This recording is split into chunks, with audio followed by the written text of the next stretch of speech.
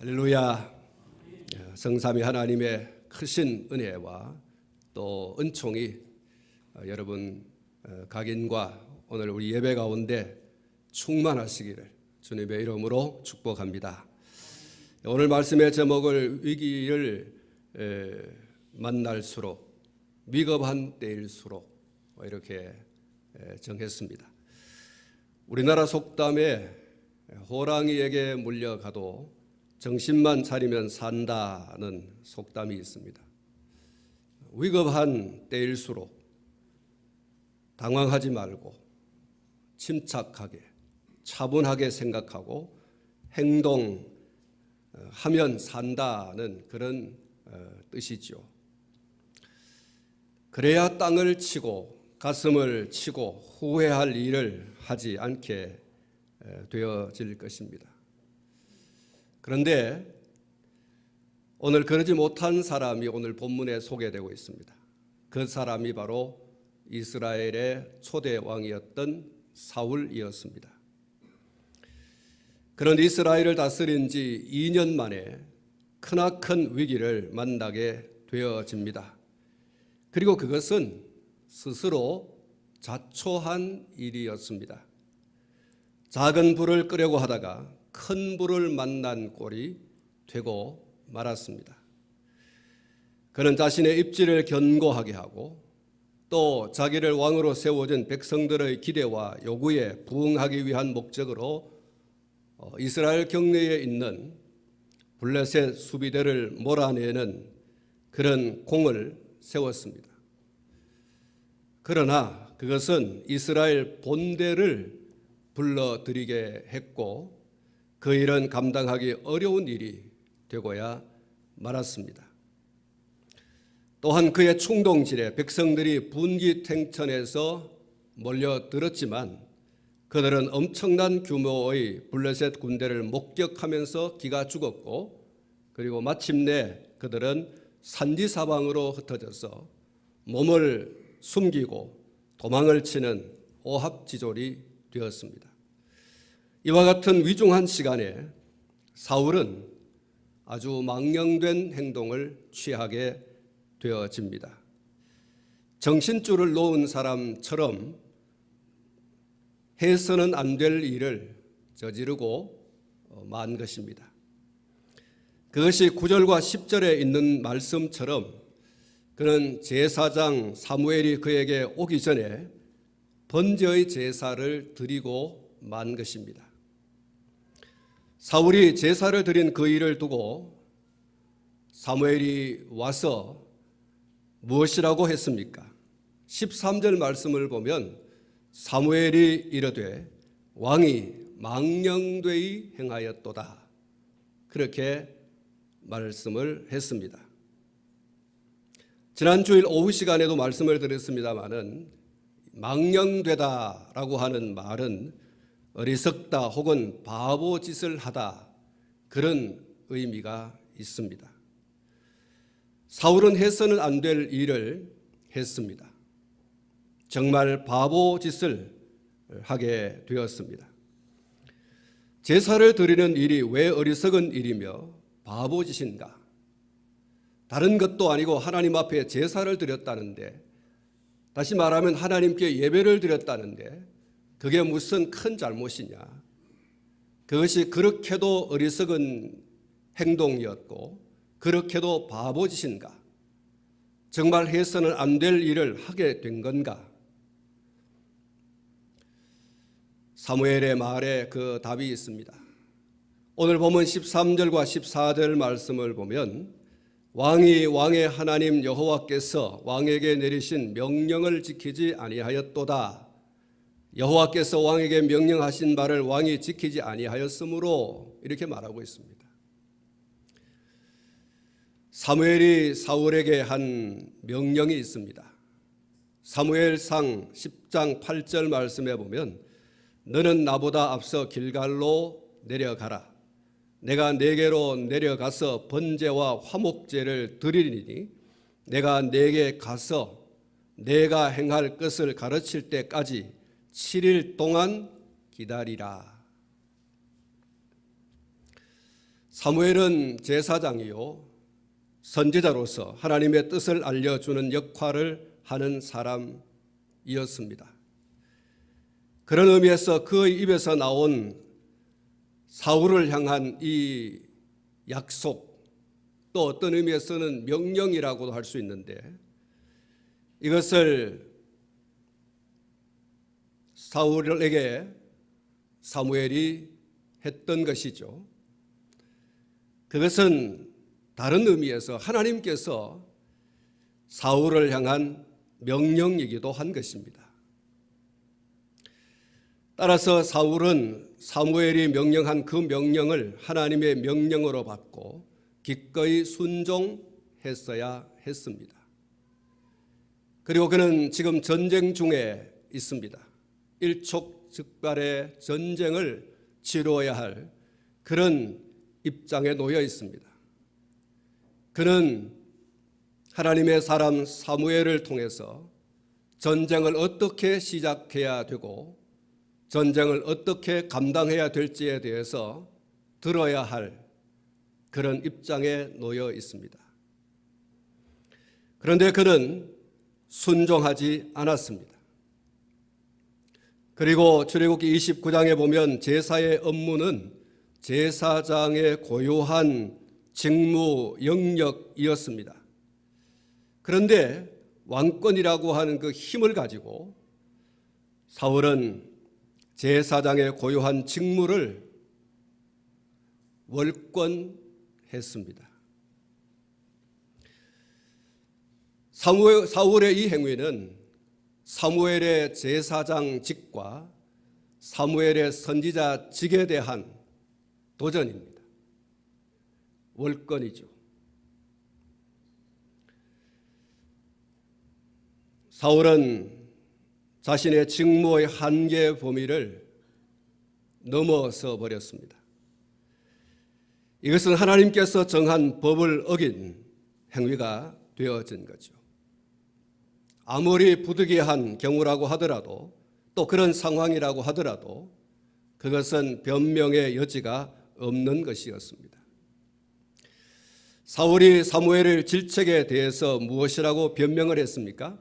오늘 11절과 12절 말씀을 보면 사무엘이 이르되 왕이 행한 것이 무엇이냐 하니 사울이 이르되 백성은 내게서 흩어지고 당신은 정한 날에 오지 아니하고 블레셋 사람은 믹마스에 모였음을 내가 보았으므로 이에 내가 이르기를 블레셋 사람들이 나를 치러 길갈로 내려오겠거늘 내가 여호와께 은혜를 간구하지 못하였다 하고 부득이하여 번제의 제사를 드렸나이다 하니라. 사랑하는 성도 여러분, 상황이 정말 위급합니다. 상황이 정말로 위태롭습니다. 사울이 말한 것처럼 백성은 내게서 흩어지고 그렇습니다. 분기탱천하에서 몰려들었던 이스라엘의 사람들이 블레셋 군대를 보자 사기가 꺾이고 목숨을 살리기 위해서 산지사방으로 흩어지고 어떤 이들은 다른 나라로 도망을 가기 시작했습니다. 사울의 말이 진실입니다. 당신은 정한 날에 오지 아니하고 그렇습니다. 사무엘이 지체되고 있습니다. 그리고 블레셋 사람은 믹마스에 모여서 곧 쳐들어 올 것만 같습니다. 또 쳐들어 올 것입니다. 정말로 위급한 상황이 아닐 수가 없습니다. 정말 앞도 막히고 뒤도 막히고 더 이상 어떻게 해볼 수 없는 그런 상황이 사울이 처한 상황이었습니다. 그래서 사울은 번제의 제사를 드렸노라 그렇게 변명을 하게 되어집니다. 사울의 행위는 법궤만 들쳐매고 전쟁터에 나가면 블레셋을 이길 수 있다고 하는 이스라엘 사람들과 엘리 제사장의 두 아들들과 무엇이 다릅니까? 전혀 다른 것이 없습니다. 제사만 드리면 다급한 일이 해결되어집니까? 하나님께 불순종하면서 하나님께 제사만 드리면 된다고 하는 이 이방인들의 예배관과 무엇이 다릅니까? 번제의 제사로 하나님의 마음을 달래는 것입니까? 아니면 하나님의 환심을 사려고 하는 겁니까? 하나님께 드리는 제사, 이 예배는 불신자들이 미신을 따르고 귀신을 숭배하는 사람들이 행하는 소위 액땜을 하는 것이 아닙니다. 예배만 드리면 만사 오케이다. 어떤 적도 우리는 이길 수 있다. 예배를 그런 수단으로 사울은 사용했던 거죠. 벗개만 들쳐매고 적진을 향해서 나가면 적은 우리 앞에 산산이 부서지고 우리는 승리하게 될 거다라고 생각했던 엘리의 두 아들들, 그리고 그것을 용납했던 엘리, 그리고 이스라엘 백성들. 사랑하는 성도 여러분, 어림없는 이야기입니다. 하나님은 그런 분이 아니십니다. 사무엘이 이런 말을 했습니다. 사무엘상 15장 22절로 23절 말씀해 보면 사무엘이 이르되 여호와께서 번제와 다른 제사를 그의 목소리를 청종하는 것을 좋아하심같이 좋아하시겠나이까? 순종이 제사보다 낫고 듣는 것이 순양의 기름보다 나으니 이는 거역하는 것은 점치는 죄와 같고 완고한 것은 사신 우상에게 절하는 죄와 같음이라. 왕이 여호와의 말씀을 버렸으므로 여호와께서도 왕을 버려 왕이 되지 못하게 하셨나이다 하니, 이렇게 기록하고 있습니다. 하나님께 불순종하고 하나님의 말씀을 거역하고 그리고 제사만 드리면 된다라고 생각하는,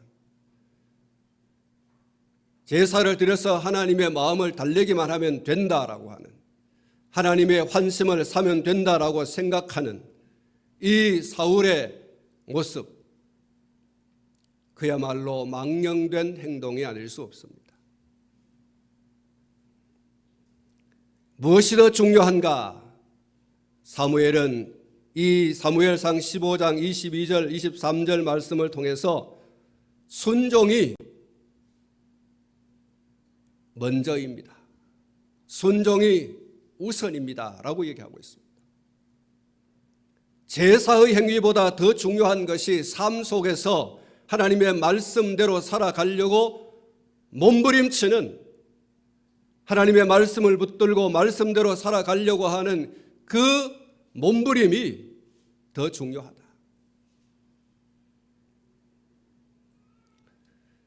그런 순종이 없는 제사는 점치는 것과 같고 우상에게 절하는 죄와 같은 것이다. 그것은 하나님을 버린 것이다 라고 이야기하고 있어요. 사울의 제사 행위는 점치는 죄와 우상에게 절하는 죄와 똑같은 행위였습니다. 그 죄는 하나님께서 그를 버릴 만큼 엄청난 큰 죄였다라고 이야기하는 것이죠. 사랑하는 성도 여러분, 삶의 현장에서 전혀 하나님을 하나님으로 인정하지 않거나 전혀 하나님을 경외하지도 않으면서 그저 예배의 형식만 차리면 되고 예배에 참석해서 예배자로 그냥 우두커니 앉아 있으면 되는 줄로 알고 있지는 않는지 모르겠습니다. 하나님은 예배에 굶주린 분이 결코 아닙니다. 하나님은 우리가 예배를 드리지 않아도 얼마든지 스스로 충만하신 분인 줄로 믿습니다. 우리가 예배를 한 번 드리고 두 번 드리고 세 번 드리고 그렇게 예배의 수를 쌓아감으로써 하나님이 영광을 받으시고 그 부족했던 영광이 채워지고 그런 거냐? 그렇지 않습니다. 하나님은 예배를 좋아하시긴 하지만 그러나 아무 예배나 받지 않습니다. 영과 진리로 예배하지 않는 예배는 하나님이 받지 않으십니다. 사랑하는 성도 여러분, 하나님은 예배에 굶주린 분이 결코 아니라는 사실을 기억하십시오. 내가 하나님께 얼마나 덕을 보태주는지 모른다. 오늘 또 예배를 드렸고 나는 3번 드렸고 4번 드렸고 또 지난 세월 동안 하나님께 예배를 얼마나 드렸냐, 나를 통해서 하나님께서 얼마나 영광 받으셨냐, 천만의 말씀. 사랑하는 성도 여러분, 착각하지 마시기 바랍니다. 하나님은 우리가 예배를 드리지 않아도 얼마든지 스스로 충만하신 분이십니다. 예배를 무슨 무당푸닥거리 하는 것처럼 생각하고 있지는 않는지 모르겠어요. 앞에 말씀을 드린 것처럼 소위 액땜을 하는 것으로 예배를 이해하고 있지는 않는지 모르겠습니다. 코앞에 다가온 블레셋 군대를 무찌르기 위한 하나의 수단으로 번제의 제사를 드리면 되겠다라고 생각한 사울. 그의 행위는 그야말로 사무엘이 말한 것처럼 망령된 행위였습니다. 망동 그 자체였습니다. 그가 하나님을 그의 하나님으로 인정했다면 제사장이요 선지자인 사무엘이 올 때까지 기다렸어야 했습니다. 번제를 드리고 나서 곧 왔지 않습니까?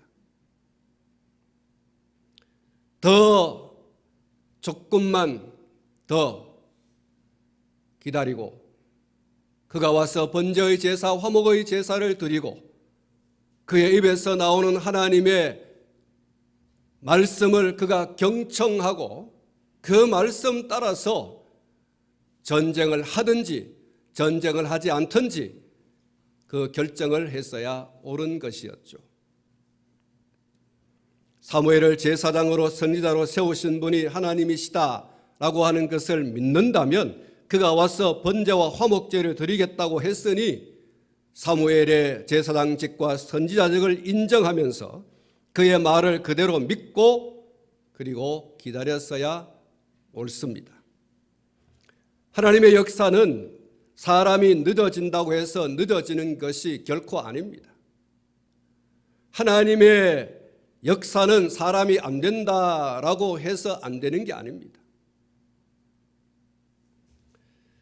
믿음은 인내하며 기다리는 기다림인 것입니다.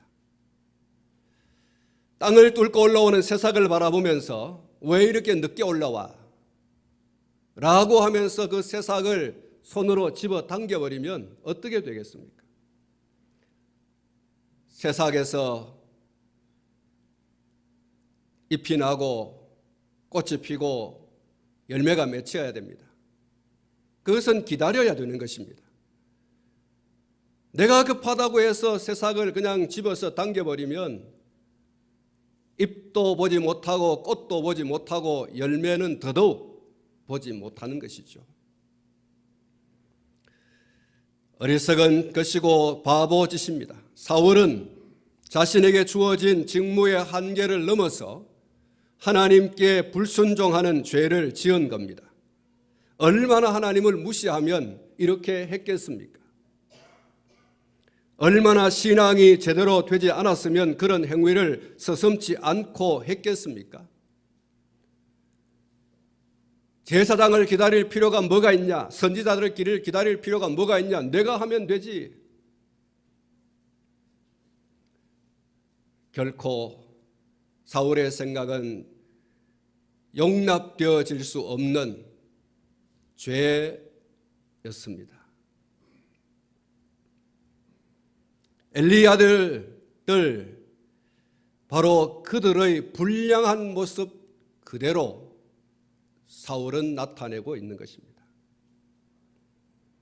사울은 그가 12절에서 밝히고 있는 것처럼 번제를 드릴 것이 아니라 하나님께 은혜를 구했어야 했습니다. 사울 그 자신이 스스로 말했습니다. 내가 은혜를 구했어야 했었지만 나는 그렇게 하지 못했고 부득이하여서 번제를 드렸다고. 그런 전쟁을 하기 전부터 블레셋 군대 바사가 쳐들어 온다는 이야기를 들었을 때부터 그는 하나님 앞에 은혜를 구했어야 했습니다. 우리가 지난 시간에 살폈습니다마는 그가 외국의 용병을 구하는 그런 아람 군대를 요청하는 그런 것을 앞서서 먼저 하나님께 은혜를 구했어야 했습니다. 백성들이 떠나가고 그리고 당신은 늦게 오고 그리고 블레셋 군대가 지금 눈앞에 코앞에 다가왔습니다. 그가 먼저 해야 될 것은 번제의 제사가 아니라 하나님의 은혜를 구하는 것이어야 합니다. 그는 시간을 다 놓쳐버렸던 거죠. 하나님께 은혜를 구했어야 할 이 사울이 하나님의 은혜를 구하지 아니하고 번제의 제사를 드리기만 하면 되겠다라고 생각한 거예요. 얼마나 영적 무지함이 혹은 교만함이 하늘을 찌를 듯 했는지 얼마든지 하나님의 은혜를 구할 수 있었음에도 불구하고 그것은 접어두고 직무를 월권하는 망령된 행위를 하게 된 것입니다. 성도는 상황윤리식으로의 삶을 살아서는 안 됩니다. 신앙생활 역시 그렇습니다. 상황윤리식으로 신앙생활을 해서는 안 될 줄 압니다. 어떻게 보면 상황을 따라 살아가는 것이 지혜인 것처럼 보일 수도 있습니다. 그러나 죄송한 말이지만 그것은 반기독교적이고 비성경적인 사고인 것입니다. 성도는 상황에 얽매이지 않고 성경의 원리를 따라서 살아가는 자이어야 됩니다. 성경에 대한 우리의 신앙 고백이 무엇입니까? 사도들에서부터 시작해서 우리에게 이르기까지 그 신앙의 고백의 뼈대가 무엇입니까? 신구약 성경은 하나님의 말씀이요 정확무오한 우리의 신앙과 생활의 유일한 규범이다 라고 하는 것이 성경에 대한 우리의 신앙 고백입니다.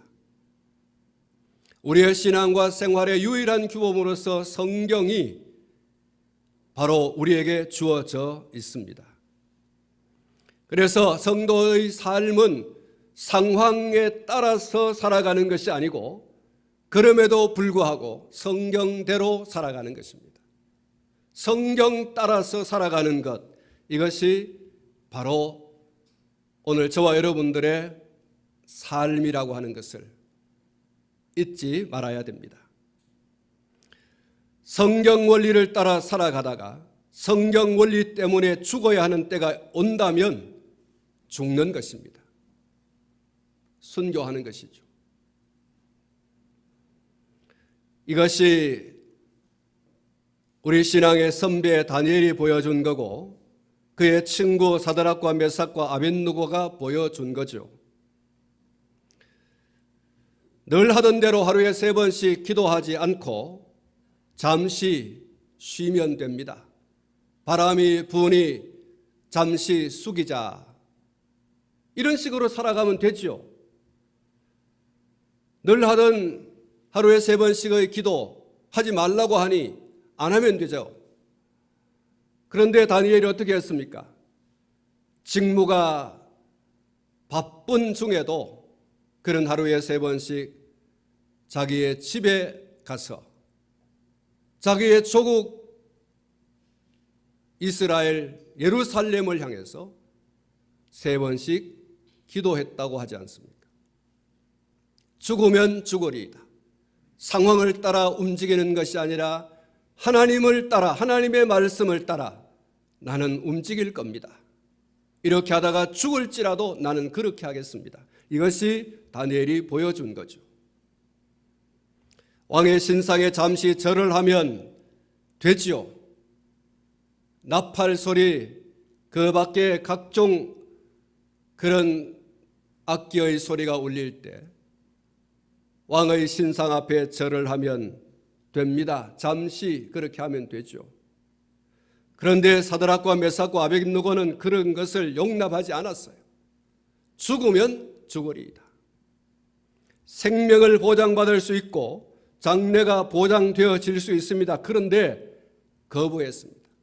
상황 따라 사는 것이 아니라 말씀 따라 살고 하나님을 따라서 살아가는 사람들. 그 사람들이 바로 사드락과 메삭과 아벳느고였고 다니엘이었습니다. 성경을 보면 상황 윤리식으로 살다가 혼쭐이 난 사람이 있습니다. 자기의 아내를 노이라고 속여서 말했다가 아내가 아비멜렉에게 겁탈을 당할 뻔한 그런 사실이 아브라함에게서 발견되고 있지 않습니까? 사랑하는 성도 여러분, 우리의 신앙생활이 자꾸만 부득이하여로 하나씩 채워져 가면 나중에는 더 큰 부득이하여라고 하는 것이 다가오게 됩니다. 하나님의 말씀에 하나씩 부득이하여로 메꾸고 불순종하기 시작하면 악한 마귀는 결국 더 큰 부득이하여를 요구하게 됩니다. 그러므로 하나조차도 비록 하찮다 여겨지는 것조차도 좀 불편하고 힘들고 다급하여도 그 부득이하여를 넘어서서 하나님의 말씀대로 살아갈 수 있기를 축복합니다.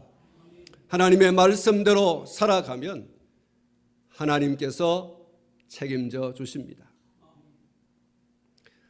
여러분, 사드락과 메삭과 아벳느고가 그렇게 말했지 않습니까? 우리를 저 풀물 속에 집어넣으면 우리 하나님께서 우리를 살려주실 겁니다.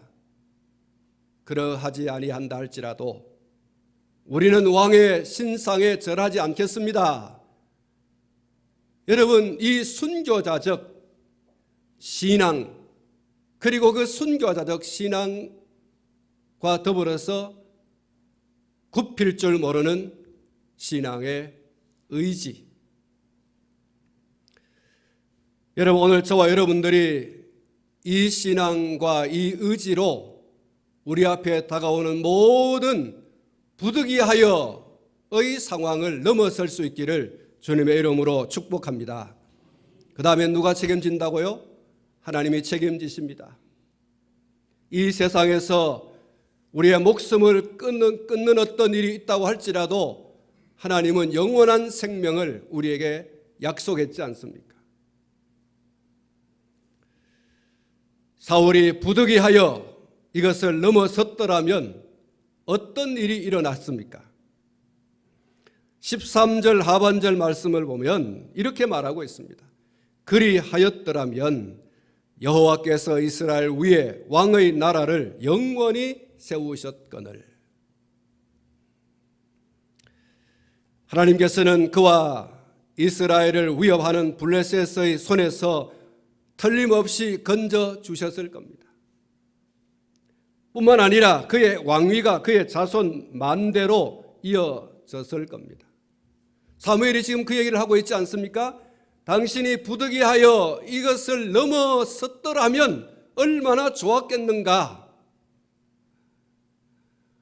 하나님의 명령을 저버리고 하나님의 권위를 무너뜨려버리고 하나님을 알지 못하는 사람들의 사고와 그 행동으로 제사만 드리면 된다. 제사만 드리면 이 위급한 상황을 이길 수 있다라고 생각하고서 제사를 드리는 이 행위를 하지 않았더라면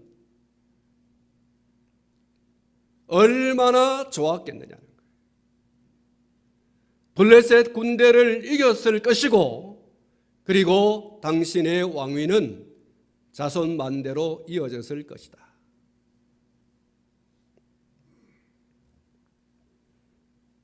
그러나 거기까지였습니다. 하나님께서는 선언하십니다. 활이 시위에서 이미 떠나버렸다. 사무엘 선지자를 통해서 하나님의 은혜가 떠나가는 엘리 가문의 이가봇, 사울 가문의 이가봇, 그렇게 말했습니다. 하나님의 은혜가 떠나버렸다. 하나님의 영광이 떠나버렸다라고 말하는 것이죠. 부득이하여를 앞세워 자기의 한 일에 변명만 일관하던 사울을 향해서 사무엘은 끝장입니다 라고 말했어요. 하나님의 은혜를 구할 수 있는 기회가 얼마든지 있었어요. 그러나 하나님 앞에 은혜를 구하는 것, 그건 다 내던져버리고 제사만 드리면 된다. 그 제사도 해서는 안 될 것을 해버린 거죠.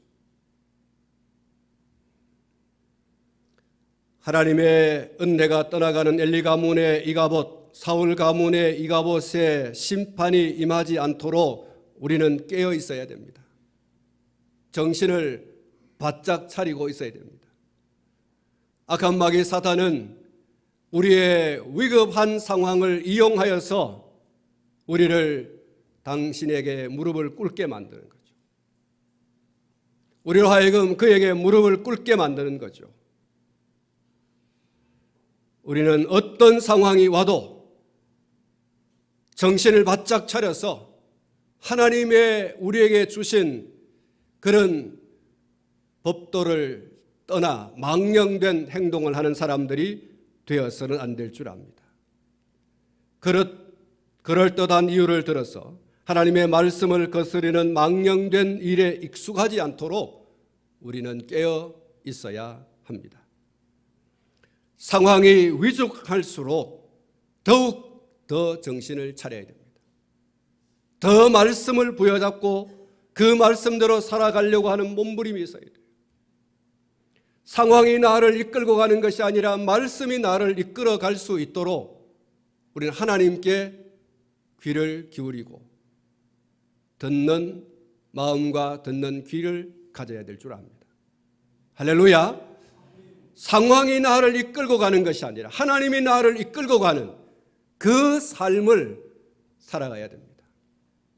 그렇게 하면 안 될 것 같이 느껴지고 그렇게 되어질 것처럼 보여진다 할지라도 말씀대로 하나님이 이끌어 가시는 그 삶에 나를 맡겨서 가는 사람, 창파의 뱃띠와 내주 하나님 은혜의 강으로 나아가는 사람들, 오늘 저와 여러분이 될 수 있기를 주님의 이름으로 축복합니다.